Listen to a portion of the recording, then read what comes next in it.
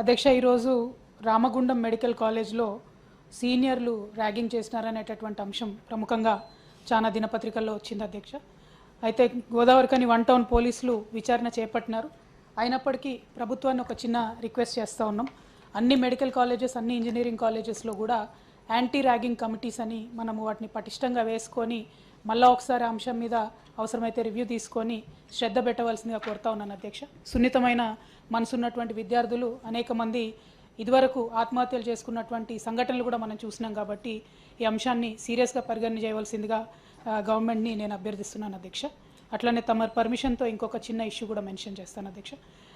ఇవాళ ఎస్సీఆర్టీ నుంచి మొన్న 9th రోజు సార్, ఫిబ్రవరి 9th నాడు ఓడీ పోస్టులకి అంటే deputation OD foreign services basis మీద ఖాళీలు భర్తీ చేయడానికి స్కూల్ ఎడ్యుకేషన్ వాళ్ళు 9th రోజు నోటిఫికేషన్ ఇచ్చినారు అధ్యక్ష.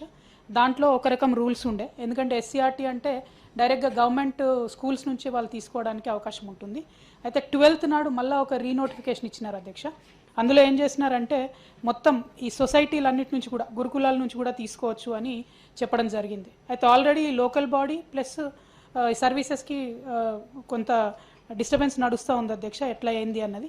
కాబట్టి మళ్ళీ ఈ గురుకులాలను కూడా యాడ్ చేయడంతో ఇంకా కొంచెం కన్ఫ్యూజన్ పెరిగింది అధ్యక్ష. ఇందులోనే ఇంకో చిన్న పాయింట్ గవర్నమెంట్ని నేను రిక్వెస్ట్ చేసేది, సమగ్ర శిక్షలో స్టేట్ కోఆర్డినేటర్స్, జిల్లా కోఆర్డినేటర్స్ ఇదివరకు పరీక్షలు పెట్టి ఎంపిక చేసేవాళ్ళం అధ్యక్ష. ఇప్పుడు మాత్రం పరీక్షలు లేకుండా కేవలం ఇంటర్వ్యూ చేసి వీళ్ళని తీసుకోవాలని చెప్తా ఉన్నారు. మరి ఇది ఇంపార్టెంట్ పోస్టు కాబట్టి ఓన్లీ ఇంటర్వ్యూ కాకుండా రాత పరీక్షలు కూడా పెట్టాలి అని చెప్పి నేను గవర్నమెంట్ని డిమాండ్ చేస్తూ ఉన్నాను అధ్యక్ష.